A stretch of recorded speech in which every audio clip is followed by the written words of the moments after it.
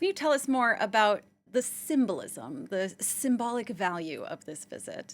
Well, there's a lot of symbolism involved in it. First of all, because there's not a great deal of substance coming out of it, and there are military agreements and some trade agreements, but essentially this is about Putin being able to show the people of Russia, look, we're not alone.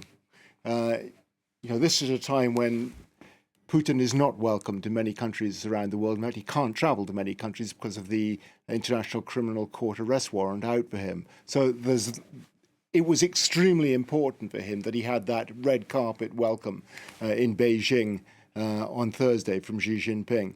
And today he's gone to Harbin, which also has a sort of symbolism. It's one of the biggest cities in China, 7 million people, but it has quite close ties in the past with Russia.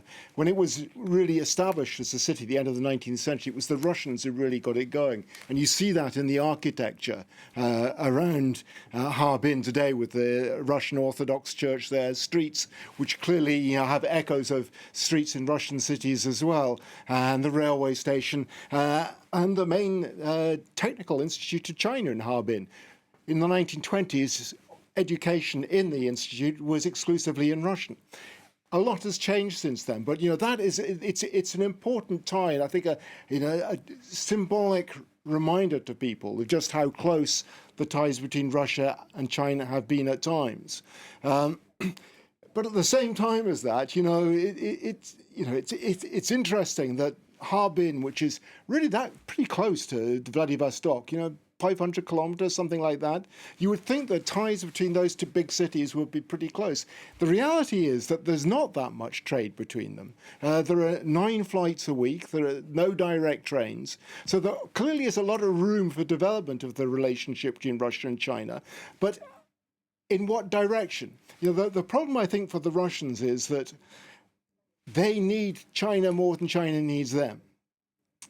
One of the things that Vladimir Putin really wants to try to persuade the Chinese to sign on to is a new called Power of Siberia gas pipeline. The Chinese are looking at it very closely. They really want Russian gas, but they know they're in a position to say to the Russians, look, we'll do it, but it has to be at a price that suits us.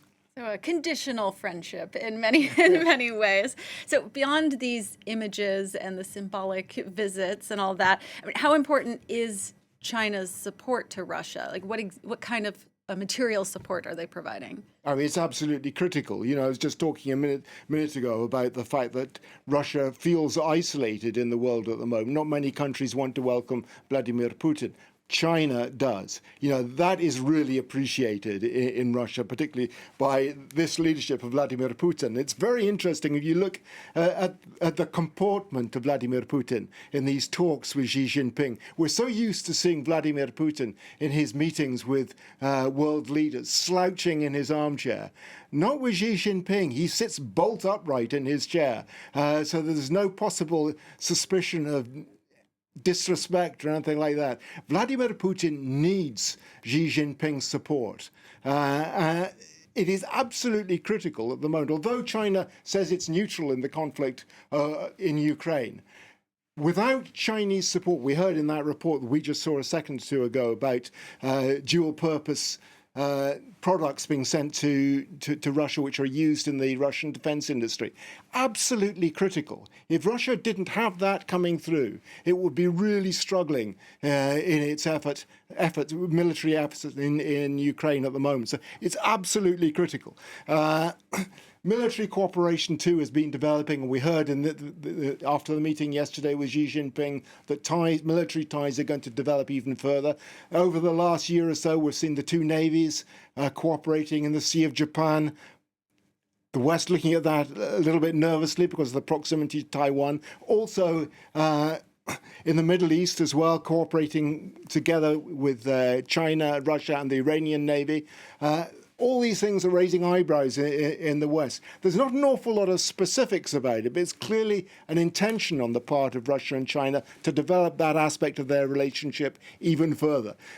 Just to give an idea, I mean, just how close things are coming. I was looking at a piece I saw today from the Carnegie Russia Eurasia Center in Berlin, and what it was saying was that this week Russia has never felt so far removed from Europe since the collapse of the Soviet Union, and never in its history felt so entwined with China. And that really neatly sums up how things are going, I think. Mm-hmm.